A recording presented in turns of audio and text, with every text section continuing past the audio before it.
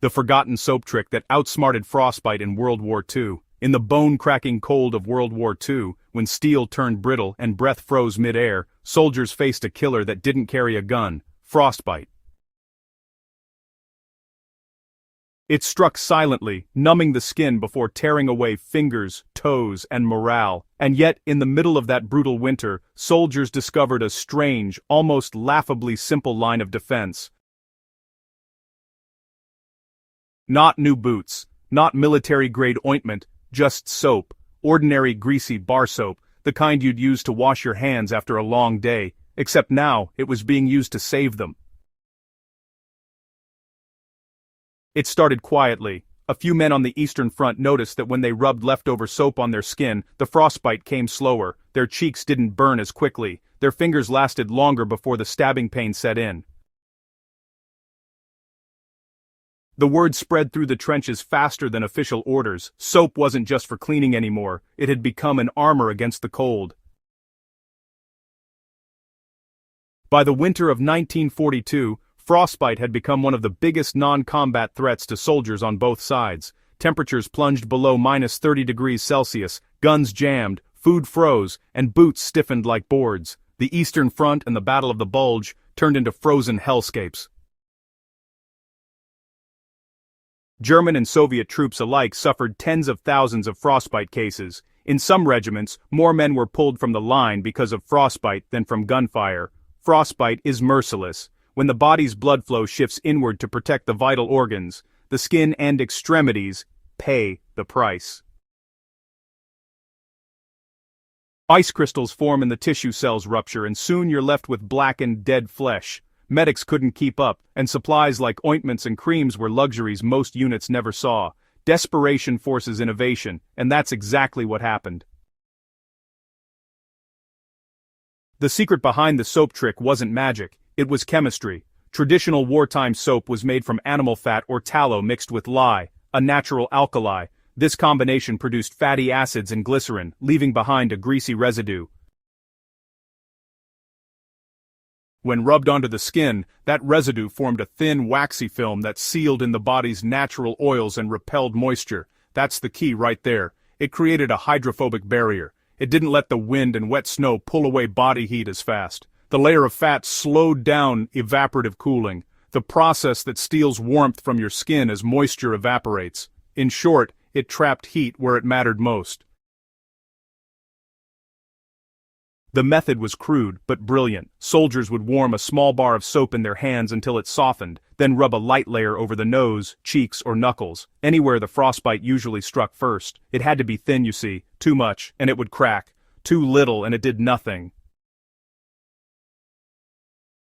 But just right, it created a slick, invisible armor that could make the difference between keeping your fingers or losing them. This trick didn't stay in one camp for long. By 1943, reports from both Allied and Axis troops showed that soap had become part of the unofficial survival kit. British medics recommended rubbing soap or animal fat on exposed skin. Soviet soldiers coated the edges of their boots and cuffs to waterproof them and reduce moisture. German mountain troops in the Carpathians went a step further. They mixed grated soap with candle wax over a small flame to make a frost-proof paste. Once cooled, they rubbed it into their faces and hands, creating a kind of homemade cold cream that actually worked. None of it came from official manuals, at least not at first. These were the hacks born from trenches, foxholes, and honestly, a whole lot of desperation. But by the 1950s, even Arctic warfare guides began listing grease barriers, like petroleum jelly, whale oil, or lanolin, as legitimate frostbite prevention tools. The science had caught up to what soldiers already knew by instinct. Sometimes the simplest materials can save lives. Here's the thing, this wasn't just a wartime fluke. The same principle can still help anyone facing serious cold today. Mountaineers, campers, survivalists. Really, anyone exposed to freezing wind and dry air can use this. If you find yourself in extreme cold without balms or petroleum jelly, just grab a bar of traditional fat-based or glycerin soap, warm it slightly using your hands or near a small flame, Then rub a small amount onto exposed skin areas, cheeks, nose, fingers. Massage it in until it forms a light, glossy layer.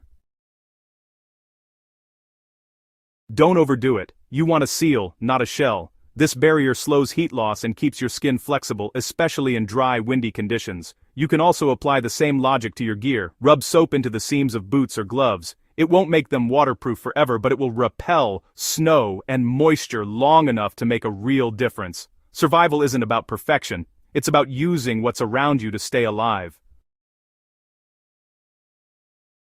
The reason this trick worked so well during World War II comes down to the difference between old soap and modern soap. Today's soaps and detergents are designed to strip away oils completely, great for cleanliness, terrible for skin protection. Wartime soap, made with real animal fat, left behind a greasy, nourishing residue. That fat was the secret ingredient. It mimicked the effect of modern-day cold-weather balms like Vaseline but was available in every soldier's pack. It's a small reminder that progress doesn't always mean improvement. Sometimes what we've left behind was more practical than we realize. What really makes this story remarkable isn't just the chemistry, it's honestly the mindset. Soldiers right there in the middle of a frozen battlefield didn't just wait around for instructions or, new equipment. They adapted, they experimented, and they shared what actually worked. That's survival intelligence in its purest form, using observation, instinct, and, the limited resources at hand. This soap trick stands as a symbol of ingenuity under pressure. It's a bridge between science and survival, between necessity and invention. The same bar of soap that cleaned wounds and washed clothes became a weapon against nature itself. Even today, when technology kind of dominates everything, this small lesson hits hard. Knowledge outweighs gear. You can have all the equipment in the world, but if you don't understand the environment, it just won't save you. Those soldiers did, and they passed that knowledge down to us. Rediscovering wartime hacks like this isn't just for nostalgia, it's about resilience. It's about remembering that human innovation often shines brightest when we're cornered by nature.